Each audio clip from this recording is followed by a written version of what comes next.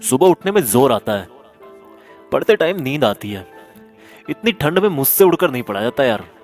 कल से पक्का सुबह जल्दी उठ जाऊंगा। कभी पूछा है अपनी माँ से कि वो सुबह बिना किसी के जगाए 4 बजे क्यों और कैसे उठ जाती है? कभी पूछा है अपने पापा को नाइट शिफ्ट से आने के बाद कि पापा कहीं रात को ठंड तो नहीं लगी आपको? कभी पूछा है अपनी माँ से कि कितनी बार रसोई की जल्दीबाजी में उनकी उंगलियां जली है ये सोचकर कि कहीं खाना लेट हो गया तो बस स्टैंड पर अगली बस का वेट करना पड़ेगा? थोड़ा सा सो लूं, शायद एग्जाम की टेंशन कम हो जाए। तुम टेंशन से बचने के लिए सोते हो और तुम्हारे पापा तुम्हारी ही फ्यूचर की टेंशन दूर करने के लिए जागते हैं। तुम किताब सामने रखकर ख्वाबों की दुनिया में खोए रहते हो। तुम्हारी मम्मी तुम्हें सामने बैठा देखकर अगली साल की स्कूल डिसाइड करने की टेंशन में रहती है। तुम्हारे दिमाग में वीकेंड पर दोस्तों के साथ घूमने की प्लानिंग चल रही होती है। वहीं तुम्हारे पापा के दिमाग में अगले मंथ की फीस की टेंशन चल रही होती है। अगली बार जब तुम्हारे पापा अपने जेब से तुम्हारी ट्यूशन फीस निकाल कर देना, तब पूछना कि उनके जेब में उनके खर्चे के लिए तो पैसे बच रहे हैं ना। किताब सामने होती है लेकिन तुम फ्यूचर और पास्ट की दुनिया में ही खोए रहते हो, क्योंकि तुम सिर्फ इसलिए पढ़ रहे हो क्योंकि तुम्हें हर कोई पढ़ने के लिए बोलता है, और बार बार पढ़ने के लिए सुनकर तुम बस पढ़ते जाते हो बिना ये सोचे कि तुम्हें आखिर पढ़ना क्यों है। क्यों क्यों पढ़ना है तुम्हें?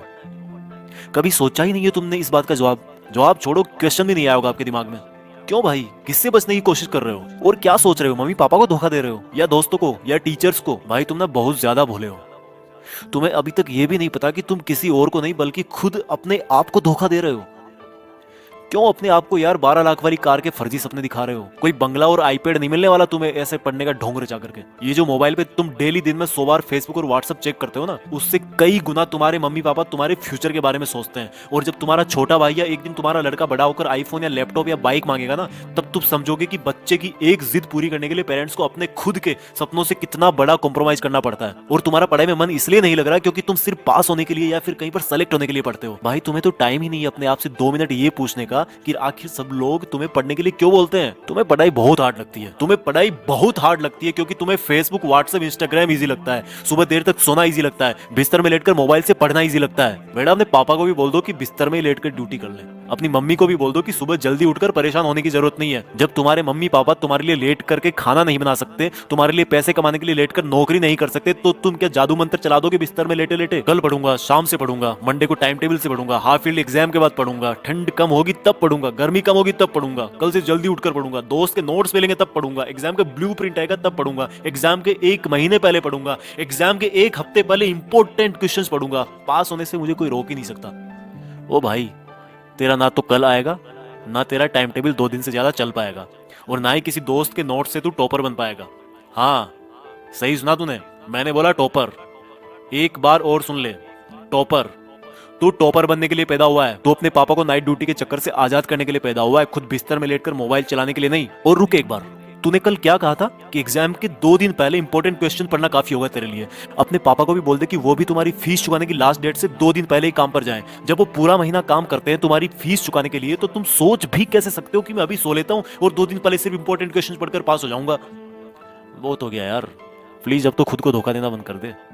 अब तो कोई वजह खोज ले कि तुझे पढ़ना क्यों है। ध्यान रख बेटा, दुनिया को तब ही अंडर रख पाएगा जब खुद को अंडर रखेगा। इस दिमाग को बोल दे कि भाई धोखा देना बंद कर तू, और सुन ले अपनी दिल की आवाज को कि तेरे लिए जिंदगी के क्या मायने हैं और उसके लिए पढ़ाई क्यों जरूरी है। किसी ने तेरा दिल तोड़ा है, किसको तुझे कुछ बन के दिखाना है? बेटा भले ही नौकरी ना लगे और भले ही तुम नौकरी ना करना चाहो, लेकिन ये जो किताबों में जो नॉलेज भरा ना, जो अक्सर देख रहे हो तुम, ये तुम्हें जिंदगी में किसी ना किसी मोड़ पर किसी प्रॉब्लम से जरूर निकालेगा। इसलिए जितने भी बड़े लोग हुए ना, उन्होंने इस बात को पहचाना है और पढ़ना कभी नहीं छोड़ा है। कल से तू सुबह जल्दी उठकर पढ़ेगा और रोज अपने पेरेंट्स, भाई बहन या रूममेट्स को सरप्राइज देगा। और ये काम तुझे अगले 30 दिन तक रोज करना है। फिर देखना अगर 31वें दिन तू उठकर अपने आप नहीं पढ़ने लगेगा तो तू दोस्तों के साथ फेसबुक व्हाट्सएप पर टाइम वेस्ट नहीं करेगा। जितना टाइम तू फेसबुक व्हाट्सएप पर बिताता है ना, उतना अपने मम्मी पापा के सपने जानने में लगा, जिससे तू किताबों को कभी बोरिंग नहीं समझेगा। और जिस कार को वो अभी तक छू भी ना पाए हो ना, उसमें बैठा उनको, उसमें घुमा। जिस अपार्टमेंट के गार्ड ने उनको सामने खड़ा भी ना होने दिया, उसी अपार्टमेंट को खरीद कर और तोड़कर तुम वहां पर अपना 2 मंजिल का बंगला खड़ा करके पेरेंट्स को गिफ्ट कर। जिस स्कूल, जिस जगह को तुम्हारे पेरेंट्स बड़ा समझते हैं ना, वहीं पर तुम अपने ज्ञान का दबदबा बनाओगे और अपने पेरेंट्स को प्राउड फील करवाओगे। यार अब तो कुछ बड़ा कर ले, खुद का नाम कर ले, पढ़ने का मकसद ढूंढ ले और मम्मी पापा के और खुद के कुछ अधूरे सपनों और कुछ बहुत बड़े सपनों को अचीव कर ले। सोचने और करने से ही होगा, उठकर पढ़ने से होगा। आज कितना ही छोटा क्यों ना हो तू, पर कल तो नाम तेरा ही होगा।